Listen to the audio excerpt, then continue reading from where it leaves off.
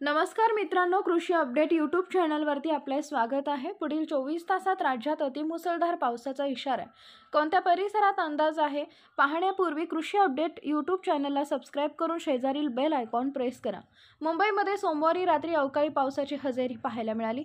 अरबी समुद्रामध्ये कमी दाबाचं क्षेत्र तयार झाल्यामुळे मुंबईसह राज्यात अनेक ठिकाणी पावसाची हजेरी पाहायला मिळाली असल्याची माहिती हवामान विभागाने दिली आहे। मुंबईसह ठाणे जिल्ह्यात हलक्या पावसाच्या सरी कोसळल्या।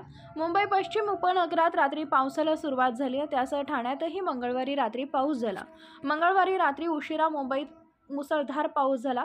महाराष्ट्रातही या भागात पावसाची शक्यता आहे। हवामान विभागाने दिलेल्या माहितीनुसार मुंबईसह रायगड, रत्नागिरी या कोकण जिल्ह्यांमध्ये पाऊस पडू शकतो आणि बुधवारपासून तापमानातही घट होण्याची शक्यता आहे। असामान्य हवामान चक्राचा अंदाज घेऊन एमडीने मराठवाडा आणि पश्चिम महाराष्ट्रातील जिल्ह्यासाठी हलक्या ते मध्यम पावसाचा इशारा दिला होता।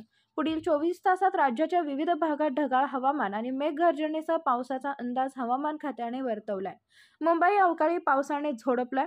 हवामान खात्याकडून वर्तवण्यात आलेल्या ताज्या अंदाजानुसार मुंबईसह उपनगरातील हवामानात लक्षणीय बदल होण्याची शक्यता आहे। मुंबईसह आज राज्याच्या विविध भागात ढगाळ वातावरण आणि मेघगर्जनेसह पाऊस पडण्याची शक्यता आहे।